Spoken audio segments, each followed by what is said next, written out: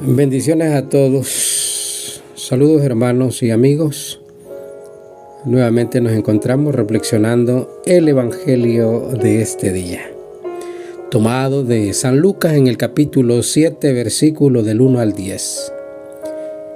En aquel tiempo, cuando Jesús terminó de hablar a la gente, entró en Cafarnaúm.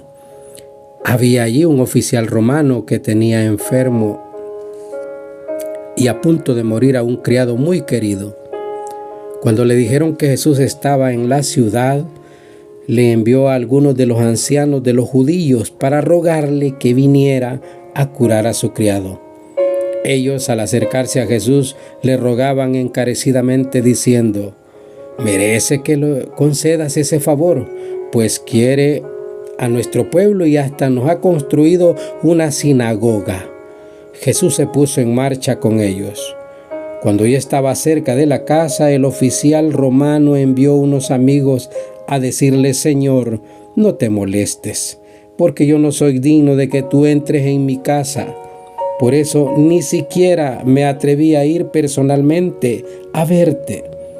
Basta con que digas una sola palabra y mi criado quedará sano. Porque yo, aunque soy un subalterno, tengo soldados bajo mis órdenes, y le digo a uno: ve, y va, a otro: ven, y viene, y a mi criado: haz esto, y lo hace». Al oír esto, Jesús quedó lleno de admiración y, volviéndose hacia la gente que lo seguía, dijo: «Yo les aseguro que ni en Israel he hallado una fe tan grande». Los enviados regresaron a la casa y encontraron al criado perfectamente sano. Palabra del Señor.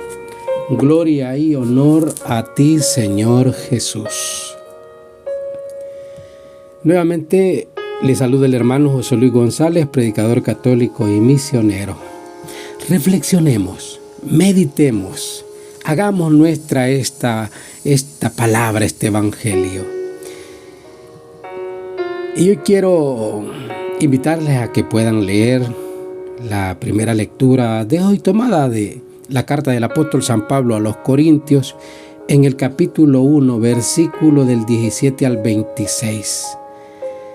Y es que al escuchar, al reflexionar, al leer la palabra, nos vamos a dar cuenta que, como dice el apóstol San Pablo, sí, somos por naturaleza, tendemos al individualismo, a diferenciarnos de los otros, a tener nuestra propia manera de pensar, de creer, de actuar, y a olvidarnos de que debemos ser una comunidad en todos los sentidos. Y como vemos, estas circunstancias no son propias del mundo actual. Estas ya han sucedido. San Pablo se lamenta de que la iglesia de Corinto adolece de falta de unidad, de que el egoísmo habita en los corazones de los fieles, y les está exhortando, les está llamando a que piensen bien, que recapaciten y sean un solo cuerpo eclesial, sobre todo a la hora de celebrar la Eucaristía, momento clave de la vida del cristiano. Dentro de la iglesia hay multitud de carismas, movimientos, congregaciones, hay un montón de caminos para poder llegar al Señor.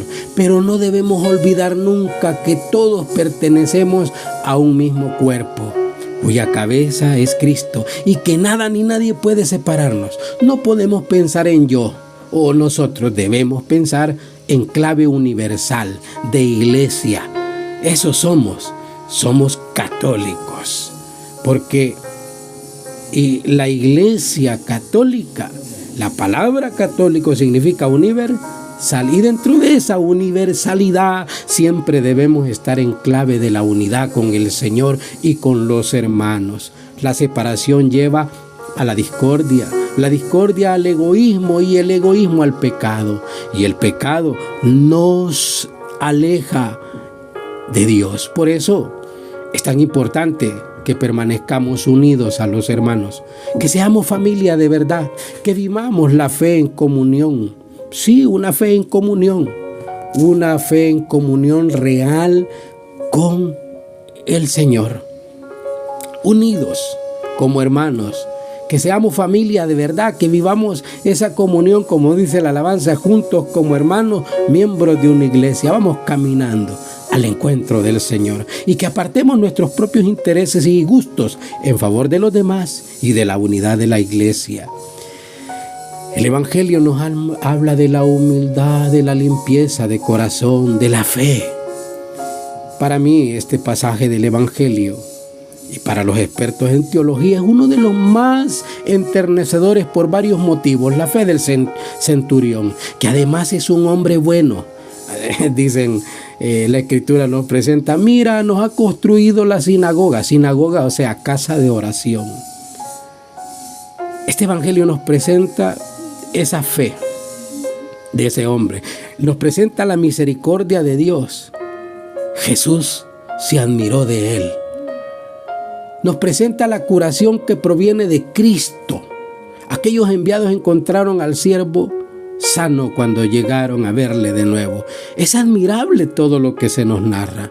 Pongámonos en situación.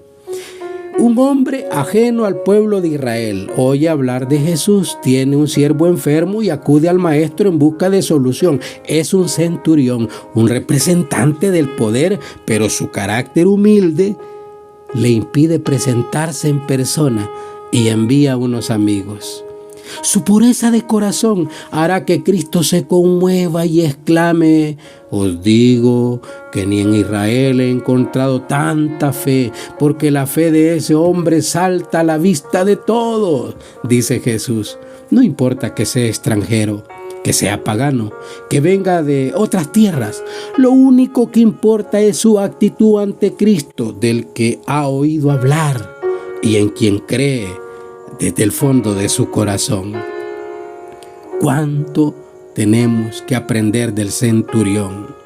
Si fuéramos como él, nuestra vida sería mucho más sencilla, más llena de amor, más plena, más en comunión con Jesús y la iglesia. Y en el fondo seríamos más felices, más llenos de vida. Y eso se notaría a nuestro alrededor. Seríamos esa sal de la tierra capaz de transformar el mundo. Estoy seguro que ese día en el que la vida del centurión se cruzó con Cristo, muchos de los que fueron testigos creyeron y se convirtieron. Y no tanto por el prodigio de la curación como por la actitud de aquel hombre y la respuesta que obtuvo de Jesús. Se admiraron. Jesús admiró a ese hombre. Muchos vieron el testimonio de fe de ese hombre. Seamos humildes en nuestro trato con Dios.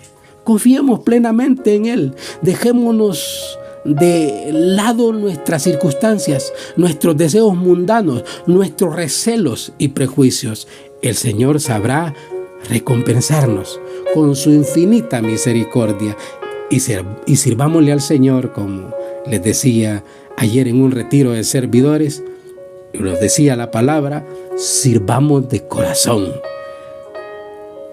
Hermanos y amigos, meditemos esta palabra, hagamos la vida, evangelicemos juntos y glorifiquemos al Señor. Paz y bien a todos.